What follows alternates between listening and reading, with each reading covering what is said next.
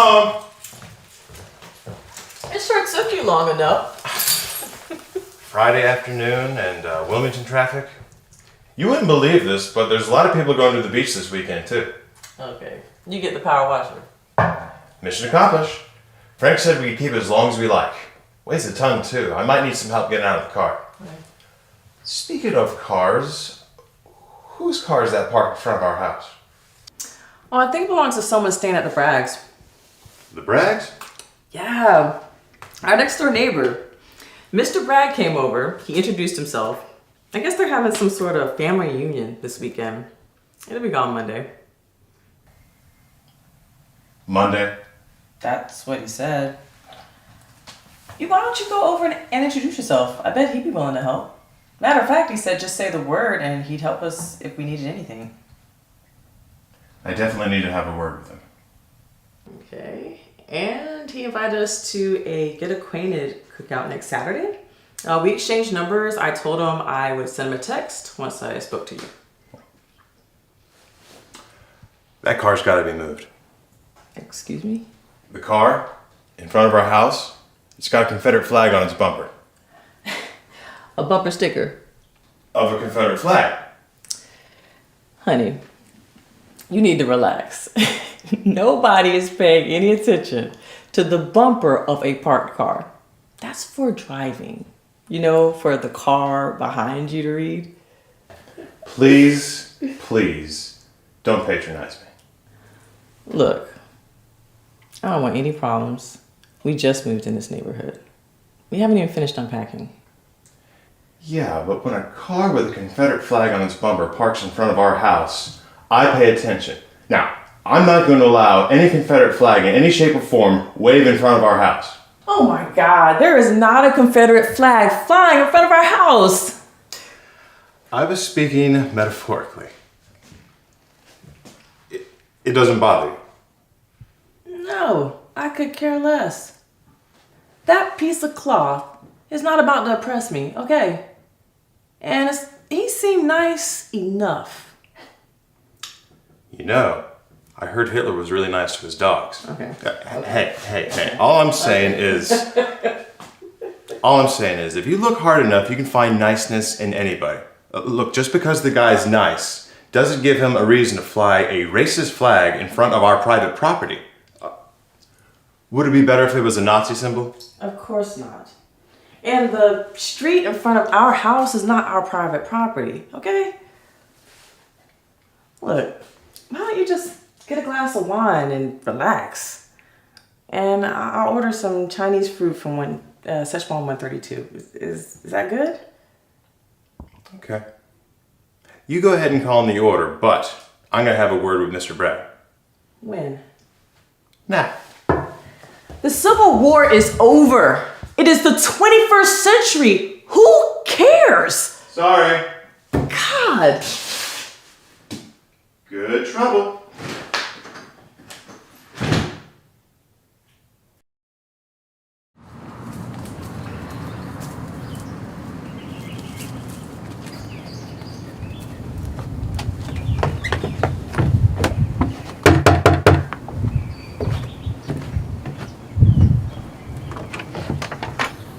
Can I help you? Hi, I'm Ho Campbell, your next door neighbor. I was wondering if I could have a word with you for a minute. Sure, I just met your lovely wife. Please come in. No, that's okay. I know you got company over, and I don't want to intrude. What can I do for you? I need to ask you a favor. Sure, anything for a neighbor. I'd like the car in front of my house to be moved.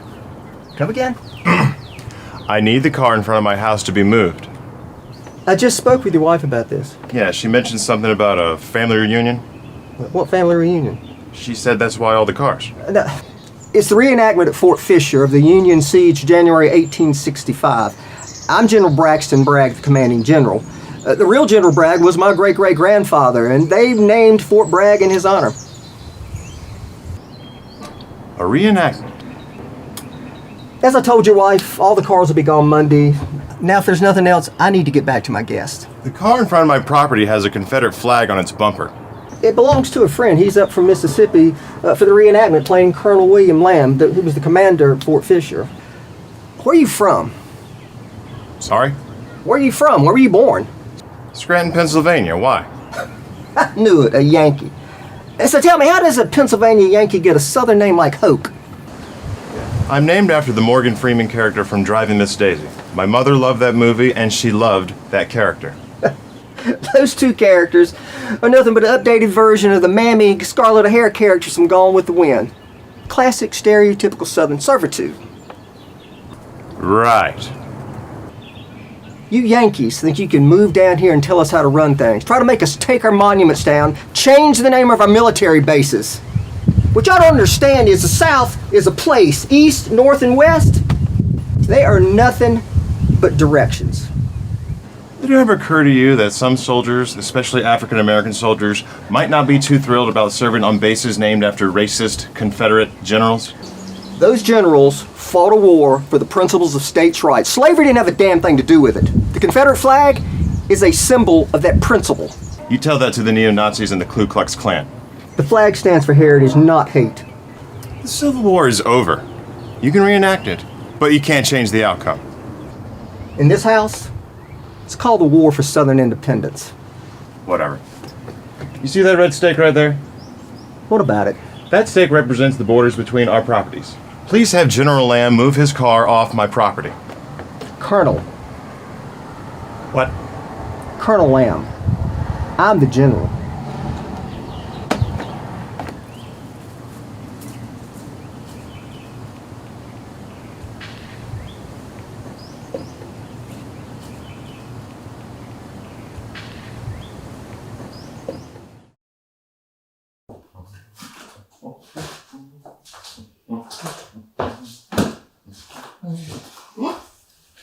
You're up early.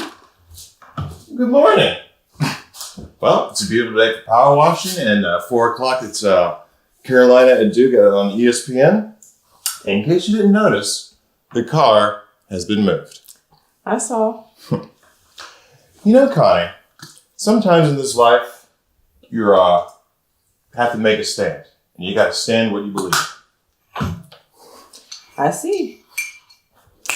I think I'll bring the general a bottle of wine, just to prove there's no hard feelings. He seems more like the whiskey type. Ah, I think I'm gonna do some yard work today. okay. Hey.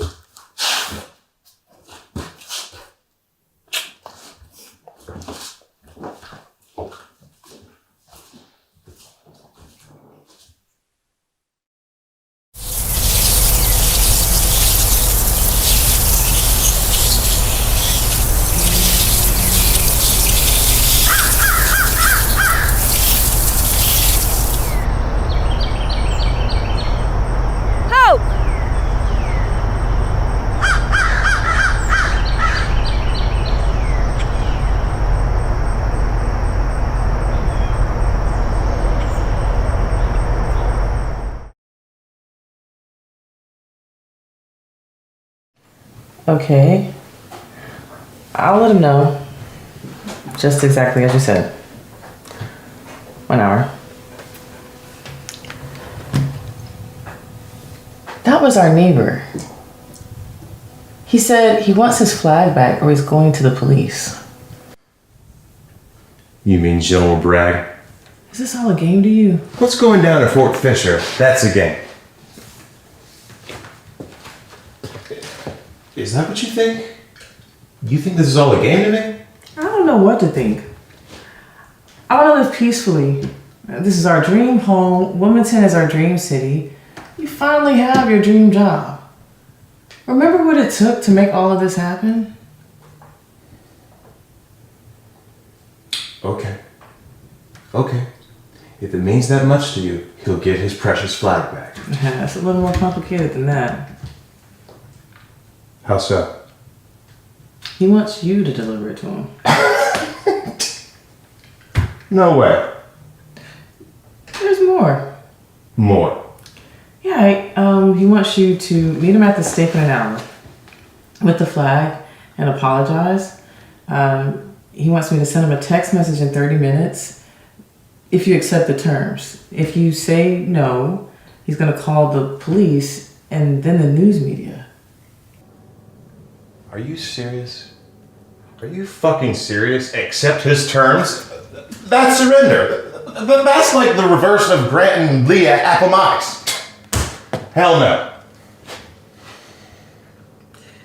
Holy shit. Holy shit, I get it. Get what? In his small mind, he's trying to reverse the outcome of the war. He wants to make me and what I stand for the loser. The South shall rise again. Or so he thinks. That's crazy. Not just crazy. Batshit crazy. Okay. Alright. If that's the way he wants to play things, fine. Bring it on. No more Mr. Nice Guy. Unbelievable. Oak, you're so much better than this.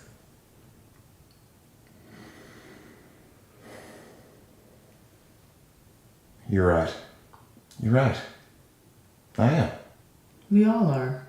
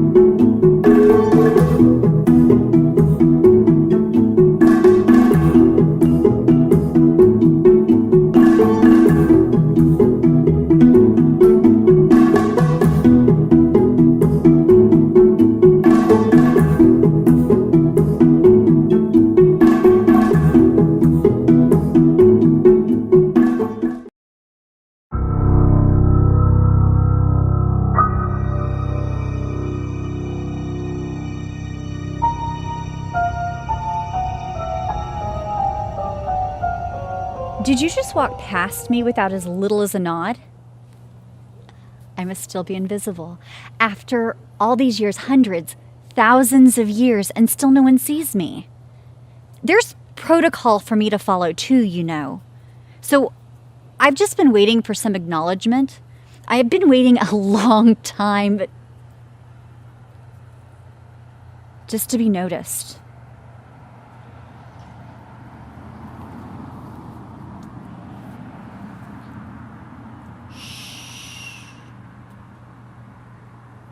No one knows this about me, but I was there in the beginning. I mean, the very, very beginning.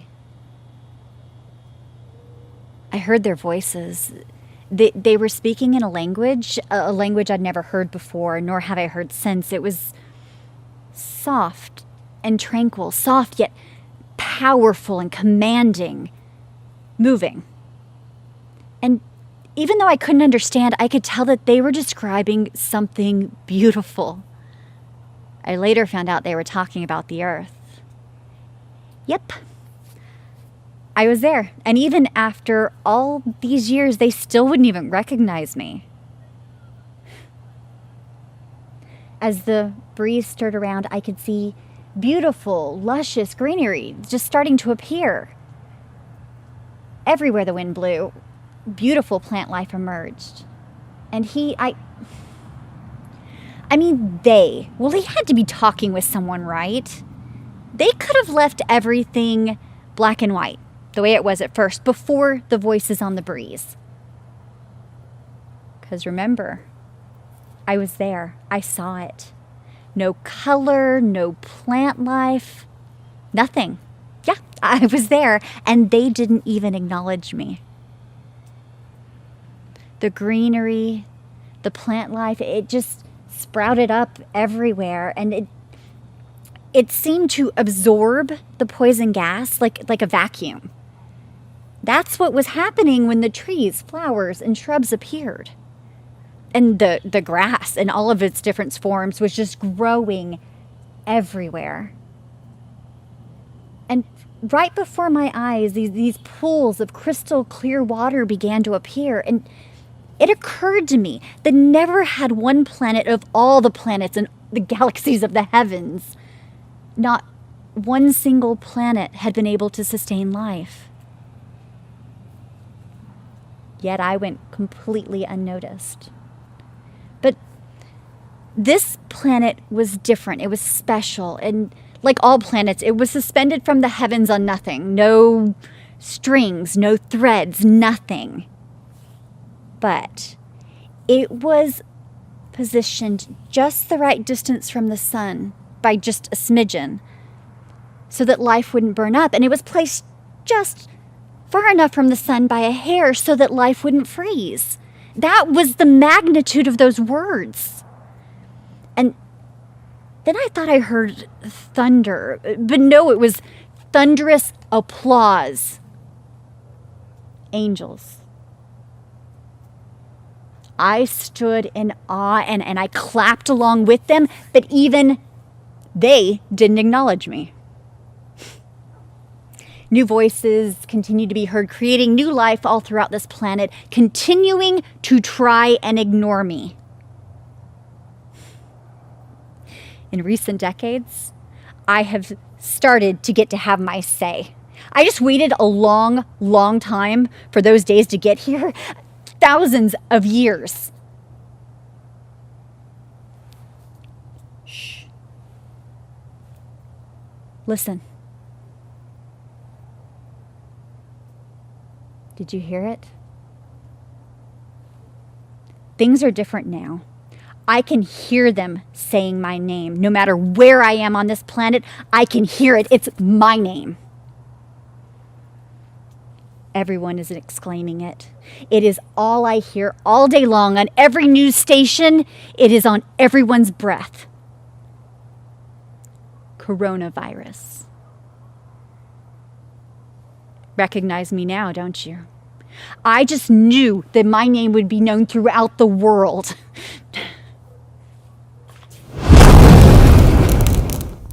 Hold on, wait a second. My boss just walked in. Satan? Did you need me?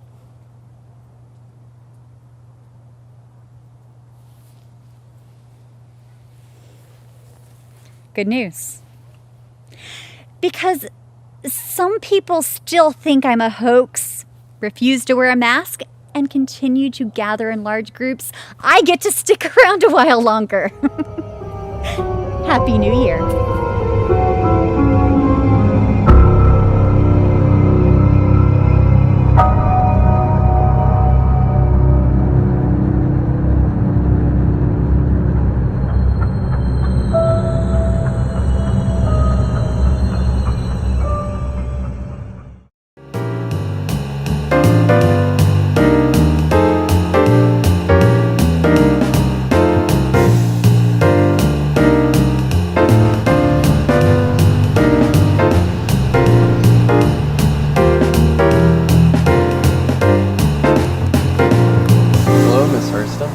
Thank you for agreeing to meet with me.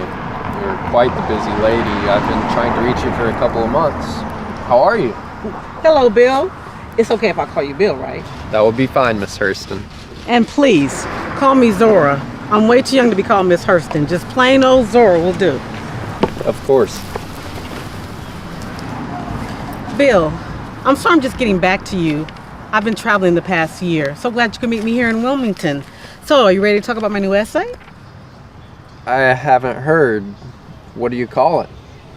How it feels to be colored meat. It's the reason why I thought you wanted to meet. So far, I've gotten some pretty good reviews. Well, Miss Zora, I actually wanted to discuss the project you worked on with Langston. Hughes? You want to talk about Langston Hughes? Man, what do I have to do with Langston? Miss Zora, I just want to talk about the project you worked on together and why it stalled. You see, the New Yorker has gotten unusual questions about the project. Our readers want to know if it will be staged. Okay. So I hear what you're saying. You want new readers for your magazine, so you think Mule Bone will make the difference. That's the name of the play. It's been 3 years since we worked on that play. My editor wants me to write more articles that will appeal to Negroes. You know, your people. Okay. I see what you're after. I'll tell you the whole story if you agree to write a review about my new essay. It's a deal. I'm all ears, Miss Zora. It was late spring 1927 when I ran into Langston in Mobile, Alabama. I was at the train station getting directions when he stepped off the train from New Orleans. Langston was dapper, sharp. I knew he was that young writer taking Harlem by storm.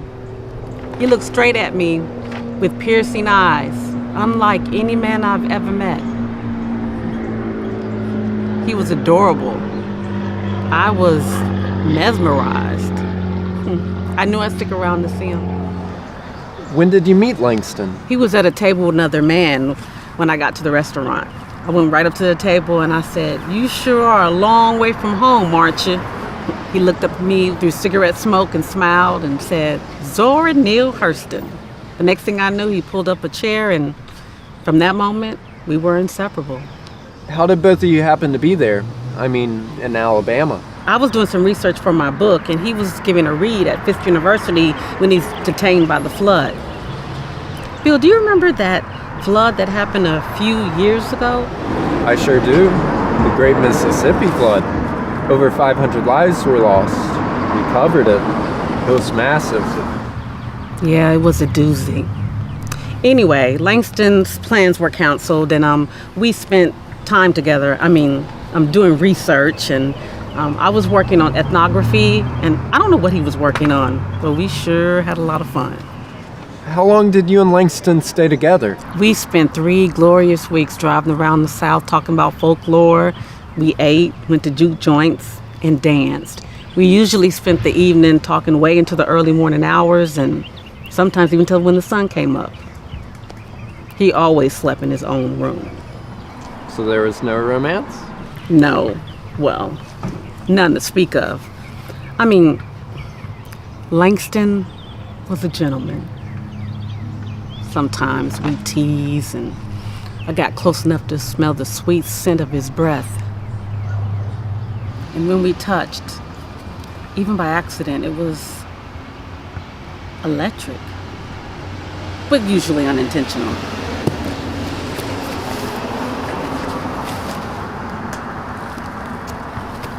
What did the two of you talk about? Well, first we talked about our different projects, then talked about working on a joint project, and we usually talked about life in general. And when did you get back to Harlem to work on Mulebone? That was the darndest thing. When we got back to Harlem, things were different between us. How so? He seemed more formal. When we met Charlotte Osgood Mason, our benefactor, he was different. We called her our Park Avenue godmother. Why did you call her that? Miss Mason was good friends with Mr. Allen Locke, the professor. You know, the first Negro Rhodes Scholar. He talked to her about Langston and me and a few other Negro artists. It was she who suggested that we do a joint project. She hired Louise Thompson as our typist to get things moving. Who is Louise Thompson? Louise. The hussy that broke up our friendship. She hardly typed anything. She was too busy in Langston's face. Whenever I entered the room, the two of them were talking and laughing. No work was getting done. I believe I read about her. She married Wallace Thurman, the writer, and divorced him the same year when she found out he was homosexual. He and Langston were friends, right? Huh? I don't know anything about that. All I know is that woman had her sights set on him from day one, and he fell for it.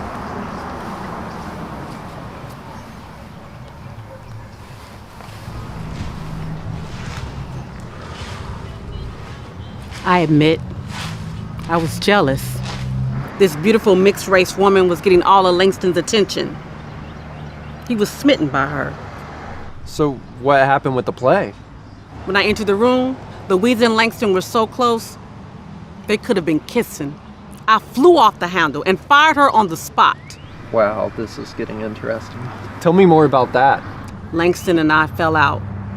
He went after her. She grabbed her belongings and left. And of course, she ran straight to that woman. Your benefactor? Yes, Miss Charlotte. She could be so callous, controlling.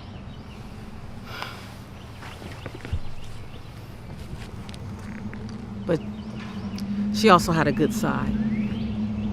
Softer. If it wasn't for her money, I don't know how I could have made it through this recession.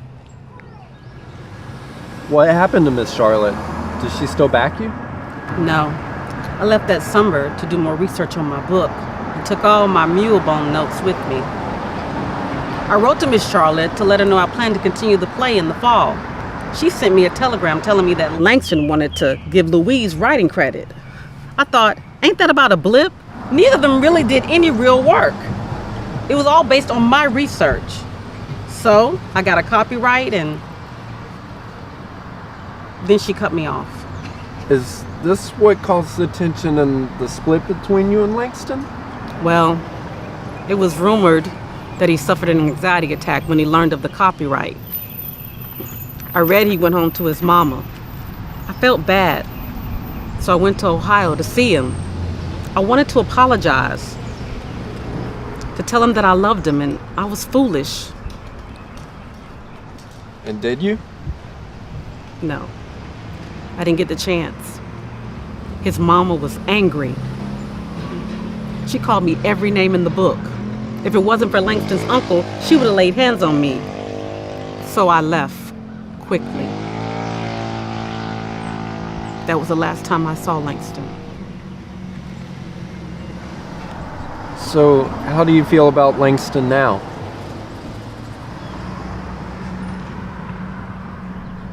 I miss him terribly.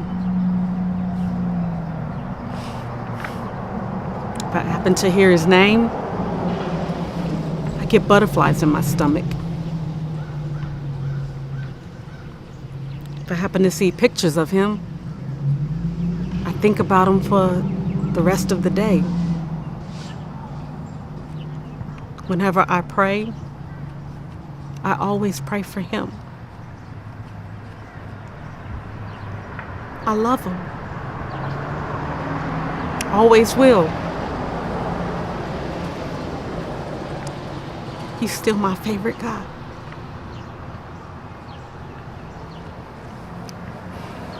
Well, that's my side of the story.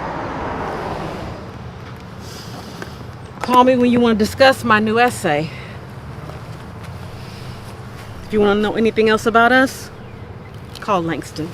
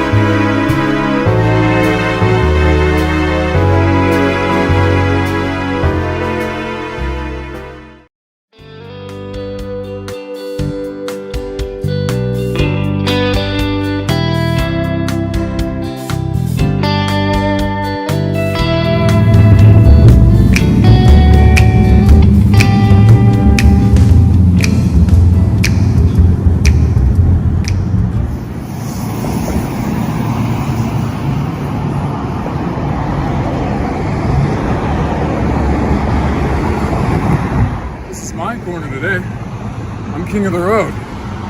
All those other fools, you know, the will work for food, homeless vet, VA won't help, not perfect, made mistakes, please help. No. Somebody with brains and a little creativity can do better. I really believe that. Oh, red light. Here goes. Wish me luck. This looks promising. Hello, madam. Yes, it is a nice day. Huh? Oh no, it's not a joke. I can just tell that you are a very cultured and refined person. Now, how I have this sixth sense. It's a gift. I truly believe that is why you called me over, I sense a very distinct and positive aura emitting around you. I don't mean any disrespect, but you are a very attractive person. Oh, thank you very much. And may the rest of your day be filled with joy and fulfillment.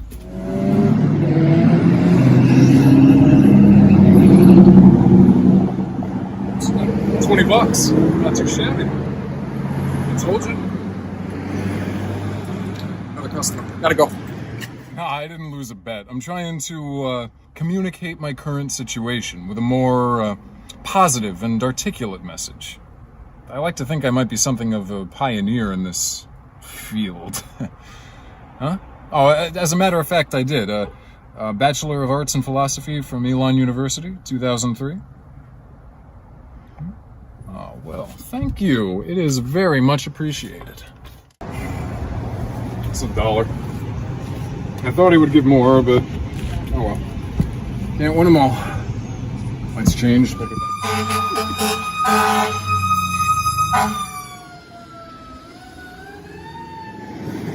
Is that guy with the NRA sticker calling me over? Oh, wow, I think he is. Oh, this should be fun. Good morning to you, sir. Get a job? Oh, certainly. You offering me one? What? Manuel Labor? I happen to have many acquaintances who are Latino, but I don't know anyone named Manuel. But if you would be so kind as to point me to Senor Labor's place of business, I would be happy to pay him a visit. I should hope not. Same to you. Adios. Yeah. If there was a support group for assholes, that guy, group leader. Oh, what's this? Granny and Gramps out for a drive. Better hustle. They look like they might be in a hurry. Good morning. Yes, oh, this? Well, I know it is a little bit different, but you have to admit it got your attention. I'll take that as a compliment. Really, I like to think of myself as an ambassador of goodwill for all humankind. Oh, thank you. You are very generous. $10. That's more like it. Another prospect. Come in, be patient. Thanks. Sorry. The people in the other car wanted my life story. Now, I don't want to be pushy, but I think the light is about to change. How much? How much what? Oh, that. Right. Could you possibly spare $5? No, I don't have change for 100. Why? Yeah? Same to you. Right. Well, if I see your mother, I'll be sure to give her the same message. That's just what I need. A car full of teenagers, probably on their way to group therapy. Beggars can't be choosers. Hey guys, what's up? You serious? You really don't know? Okay, dire means like desperate. No, urgent. Yeah, it's not supposed to be funny. Oh, yeah. 50 cents. Yeah, you're very generous. Oh, some advice. Okay. Get out a paper and a pen. Yeah? This is it. Your thought for the day. You ready? Here goes. Later is sooner than you think. Ask your parents. They'll know. Peace.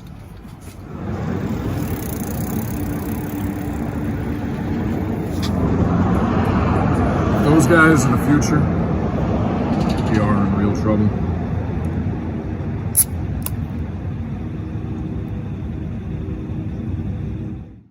Is that guy in the red truck with the American flag calling me over? I believe he is. Here goes nothing. How are you this beautiful morning? Well, things could be better, but I have my health and a positive mental attitude, so I have a lot to be thankful for. I don't consider it a liberal sign. The question is, will you make a donation? Be honest. If it wasn't for the sign, would you have called me over? Yeah, you are certainly entitled to your opinion. Yeah, same to you.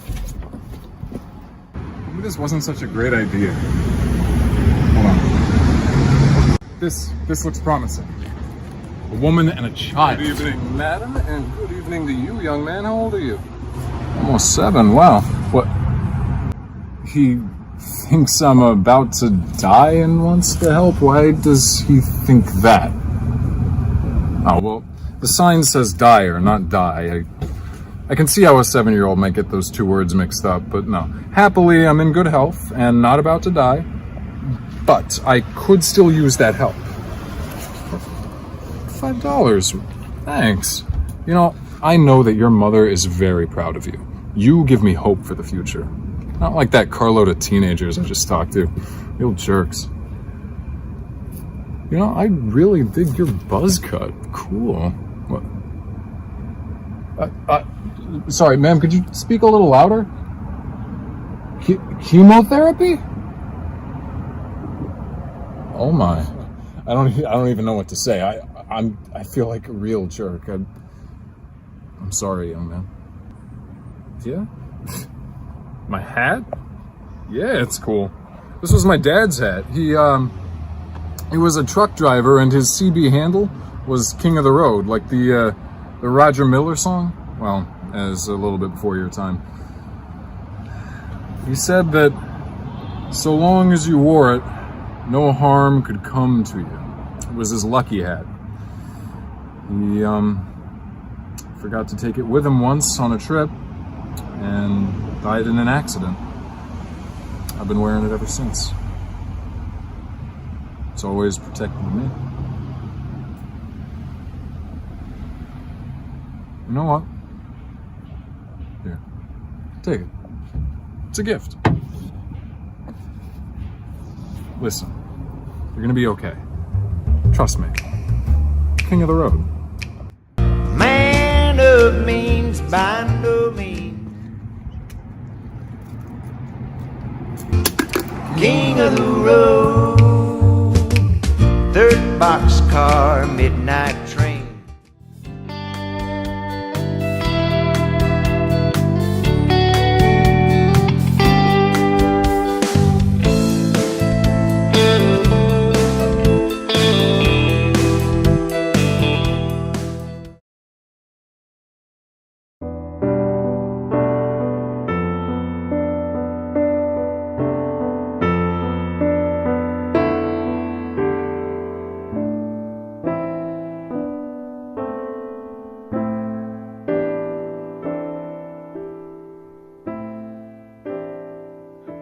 What happened? What happened? See, first of all, Marcus is my friend. All right? I mean, Marcus was my friend, all right? And I never wanted. I didn't want. I'm sorry. I'm nervous. Nothing like this ever happened before. And I never. You know, this is terrible. Because the cops, what the cops said I said, it's not what I said. I mean, I said it, but I only said what they said. Marcus knows that. Knew that. Marcus never cared about my, echolalia. Echolalia? ECHOLALIA. It means I repeat what I hear. I say it out loud. For example, you might say something to me right now and I might repeat it even if I didn't want to. You might say, I don't know, microwave popcorn. And if you said microwave popcorn, I might say microwave popcorn. Or just popcorn, because sometimes I say only part of it. So if you said microwave popcorn, I might say popcorn, or just pop, pop, pop, which would be pretty funny, really, because then I'd sound like a bag of popcorn getting microwaved, which some people call getting nuked. But I never liked saying that. Nuked. It's not funny, you know. Hiroshima, Nagasaki, people got nuked. Actual people going about their daily business, mailing a letter. They mailed letters back then. People having breakfast, because I think it happened in the morning. Kids in school working on equations, or little ones learning their ABCs. I mean, no, it wouldn't be ABCs in Japan, I guess, but you know what I'm saying. Kids just doing normal school things, like passing notes to each other. Although, as I understand it, you know, Japanese kids are really polite, you know, well behaved, so they probably didn't pass notes or smush wads of gum under their desks. Did you ever do that? Smush wads of gum underneath your desk when the taste was all gone? And the worst was when you felt someone else's gum under there. Wasn't that gross? But anyway, these well-behaved kids who didn't smush gum all got nuked. So no, I don't think it's funny to say nuked. I say microwaved. But that's not echolalia. That's a personal quirk, an eccentricity, you know. Echolalia is a condition. You can't help it. Like if someone put pepper up your nose, you're gonna sneeze. You have no choice. And echolaliacs, just people like me, I've never met another echolaliac, but I know they exist, okay? I'm not the only one. Echolaliacs say what other people say. Sometimes. For example, if you were to say, I love you, I might say, I love you. And maybe I really do love you, but how would you know? You might think, oh, she's got echolalia, she's just repeating what she heard, but maybe I really do love you. That's possible, you know?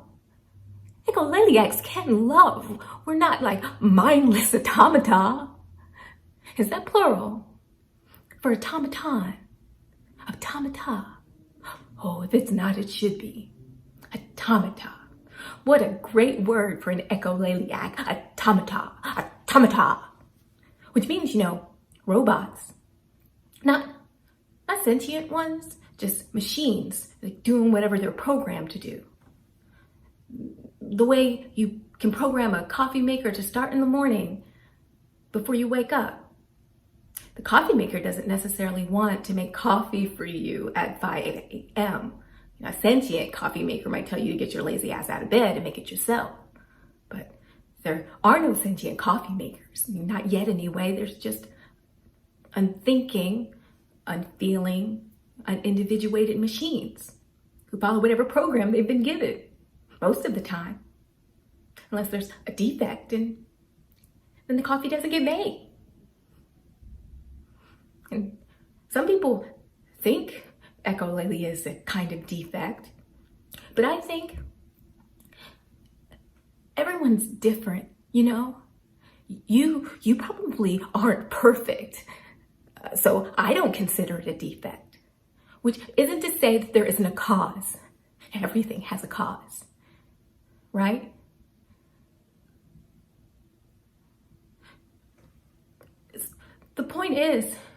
My point is, echolaliacs, we hear it, and sometimes, whether we want to or not, we say it. or we say parts of it. So in fact, I do see the resemblance to automata. It's the absence of intentionality, you know? Pop, pop, pop. The kernel doesn't intend to explode. The bomb didn't decide to detonate. It's just physics. And the individuals exploiting the laws of physics to make a snack or to kill 100,000 people. So, that's what happened. Marcus took out his phone, and I knew it was a phone, but I couldn't help it. Marcus, of all people, he gets that. He got that.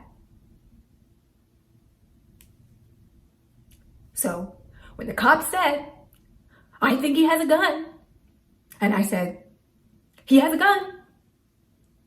He has a gun. I couldn't help it. It just came out. Pop, pop, pop. You know? Pop, pop, pop.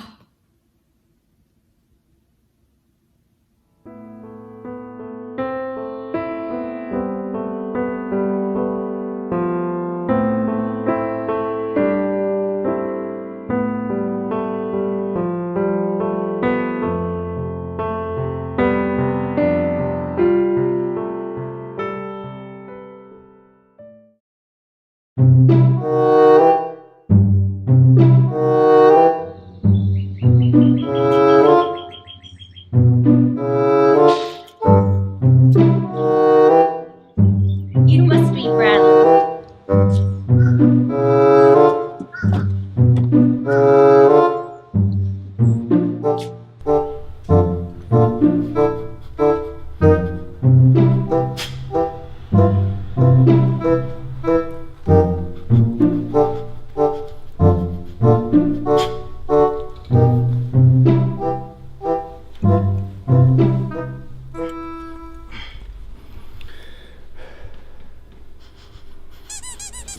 So let me see if I've got this right.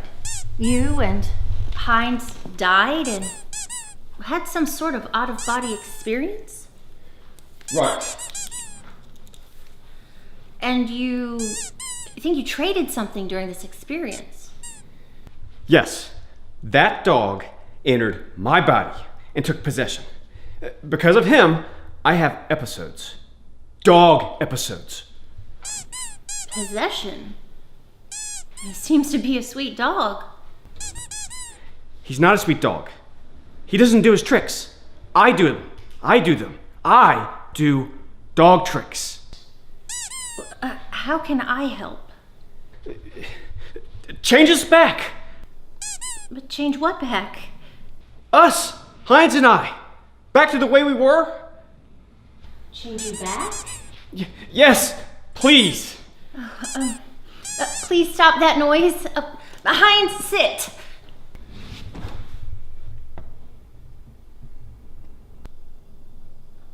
I'm sorry. I can't change you back. No! Yes, you can. You're a specialist for Animal Planet. If anybody can do it, you can. This is beyond anything I can do. I work with Hines. I'll teach him new tricks. And me? What about me? Bradley, look at me. Hines? Come. Sit.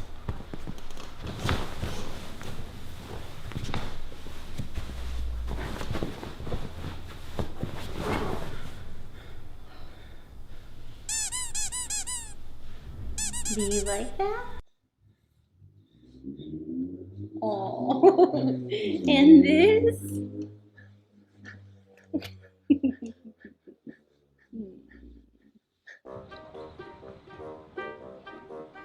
I see a dog, Some woman. Son of a bitch, I see Bradley. Oh, that must be the great Dr. Springwater. A shrink for dogs. Oh, you've got to be kidding me. She's petting him. Yuck! He just licked her face!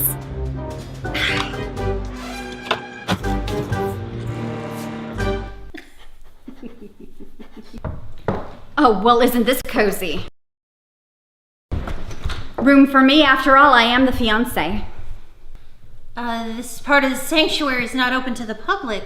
Oh, I'm here to retrieve Bradley. He's mine, and I intend to get him fixed. Lucinda, I need to be here. And she's not my fiancée. She threw a ring at me. I have the dent in the forehead to prove it. And I quit. I no longer work for your firm. Oh, you're under the custody of Dr. Spot. Authorities are looking for you. I have a feeding schedule to attend to. You are welcome to stay. Please don't go. Please. How gentlemanly. Oh, by all means, Selena, please stay. Help me deal with this helpless stray. Lucinda, she understands me. A dog whisperer. What does she whisper? I believe I can help. Oh, I saw how you help. Interesting technique. Lucinda, she understands me. She can help me learn to control my urges. Urges?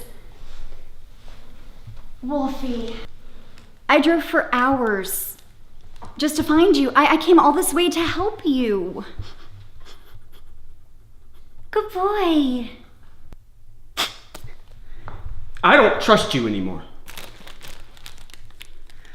With Hines and therapy, Dr. Spot can get you back to the drawing board. Hines and I are staying here. No, Bradley, come. Bradley, sit. Bradley, come. Bradley, sit. No, Bradley, come. Bradley, sit.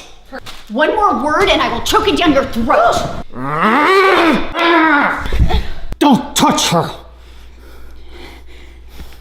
Get off me. I want to tear off your meddling nose. Bite off your flappy, fat lip. Bradley, she didn't hurt me. Let her leave. I want to bite off your pointy ears. Hines, off.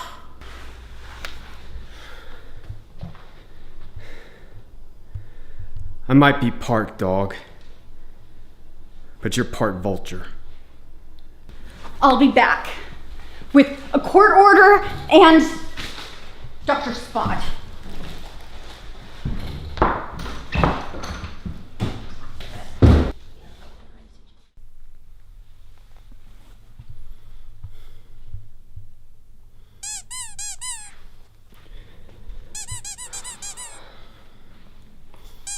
Bring me the ball.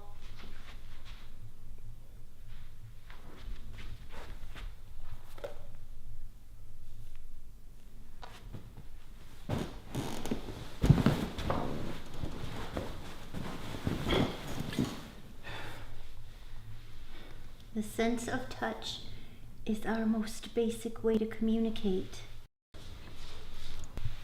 In our mother's womb, we feel before we see or smell. Don't give up, Bradley.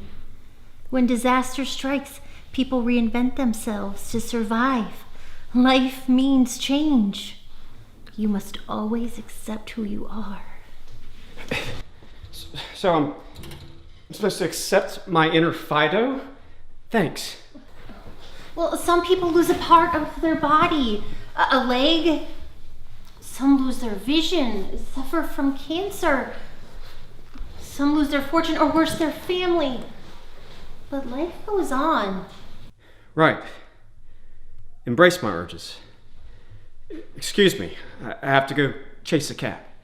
You have lost part of yourself, but you gained something. Think about what you gained. Chasing balls? chewing at my slipper, barking at my neighbor's dog. Awareness! You are in the moment. Not one little thing escapes your attention. You are brave and protective. You sense how others feel. Little things make you happy. Is that bad? Bradley, you haven't lost your sight or somebody you love. Don't you see? I lost myself.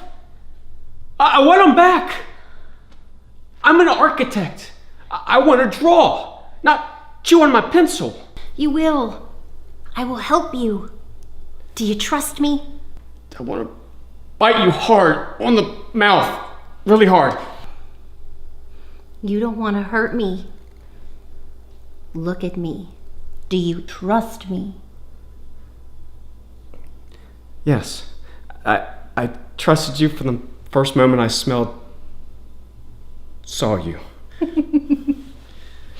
So sensitive, so caring.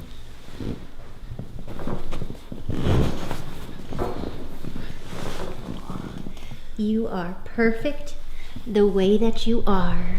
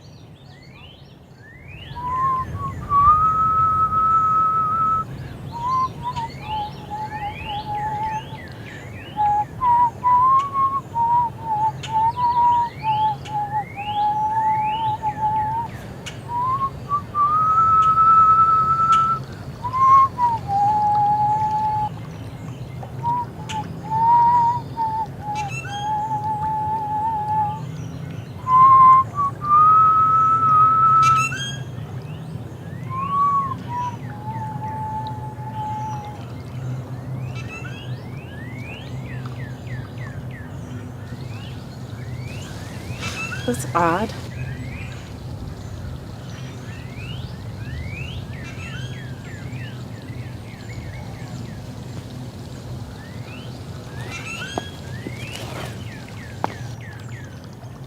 Don't you worry none, babies. There's plenty more. Oh, come on and get some of this. Good for you.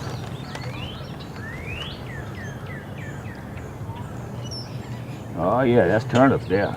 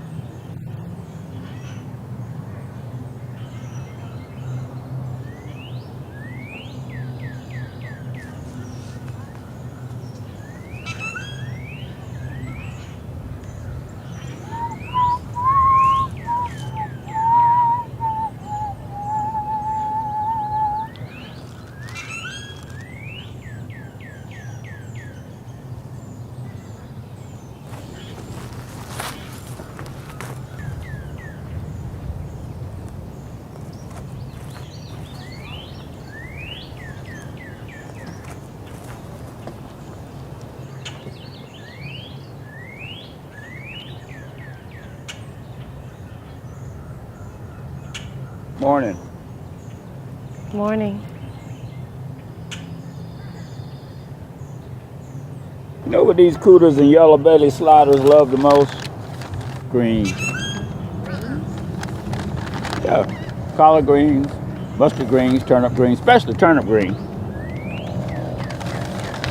They know what's good for them. Sure ain't that white bread folks be throwing out there. They like what's fresh. I know that because I've been out here feeding them. A belted kingfisher. A male. You got some better eyes than I Right do. over there on that big knee. It's one of my favorite birds. Sounds like you know a lot about it. Kind of a bird nerd. I come here all the time just to watch them. My friends think it's weird, but I love it. Well, I got a soft spot for these silly old turtles, so I understand. Bird watching is a young person's pastime. They're binoculars. Binoculars? I don't mess with that stuff. Here's another one. It's northern flicker. Look at you. Bird nerd, I told you. Flicker, that's the one with the black speckles all over his belly. Yep, that's the one.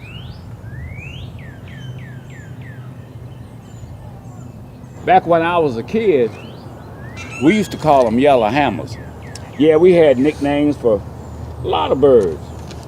That bird of yours, that kingfisher, we called him the old clown bird. Because of that big old head and that crazy hairdo.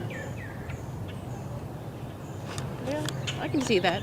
Yeah. Yeah, babies. That's all I got for now. Till next time. I've been on my feet a while. Mind if I sit down? Oh, sure. Oh, just a second. For safety, you know?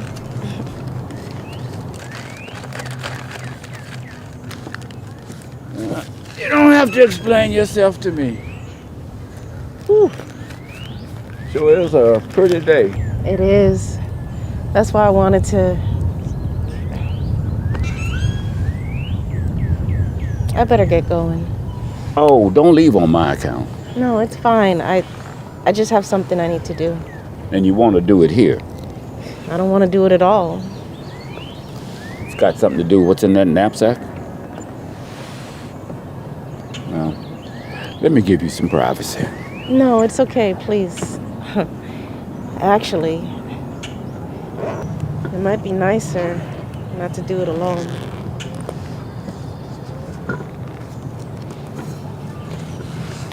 Ashes. She loved to come here, you know. Watch the light dancing on the water. Smell the azaleas. Maybe even spot an alligator or two. And watch the birds. Yeah. I know you told me that old clown bird was your favorite, but you know what mine is? Why, parakeets, of course. All them colors, red, yellow, and green. You have a pet parakeet? Keep a bird in a cage? Oh, no, I was never one like that. I'm talking about the wild ones. When I was a kid, we used to see millions of them. Still see a few every now and then. That's... Why, there ain't nothing like watching a flock of parakeets take over a cockleberry patch. They'll feast on them cockleberry seeds all day, and them prickles don't worry you one bit. So you've seen Carolina parakeets, wild parakeets, here, when you were a kid? That's amazing. Yeah, I couldn't miss them with all them bright colors. Even these tired old eyes can see them. That's impossible. They went extinct like 100 years ago. You sit here a little while longer, and you'll see them too. Yeah. I see them every time I come to feed my turtles. Okay. That's a real pretty urn. My husband made it. He's a potter. Would you mind?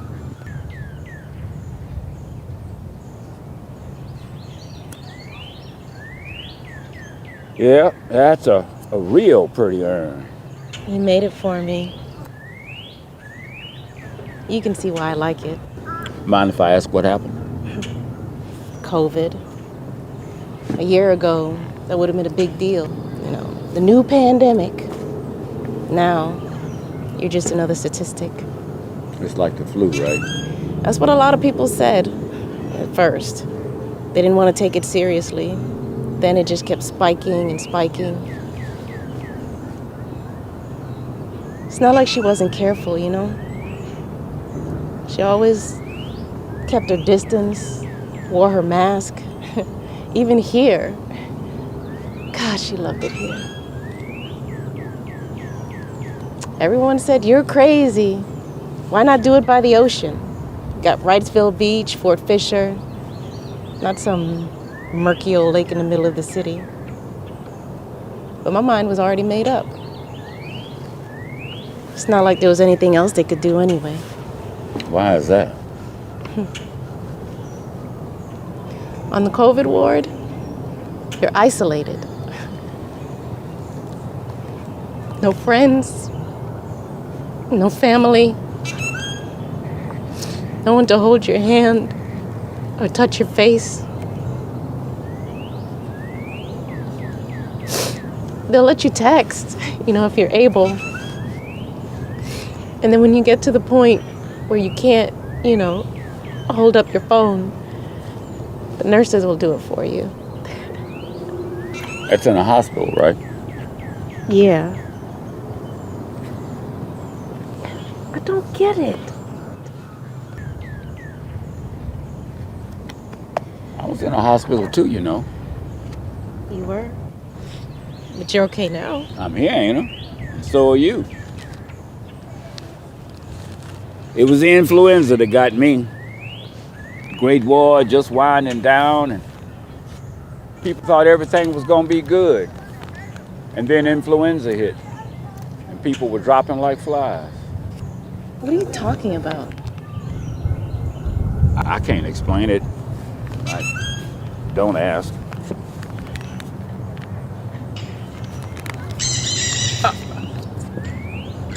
That's one of them parakeets now. That's impossible.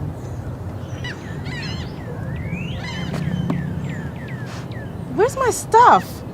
Oh, you don't need none of that now. What the hell is going on?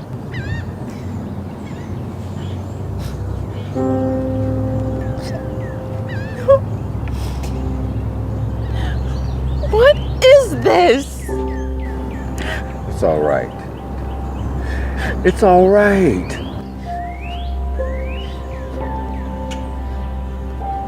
My ashes were scattered here too. You ain't the only one who loves this murky old lake.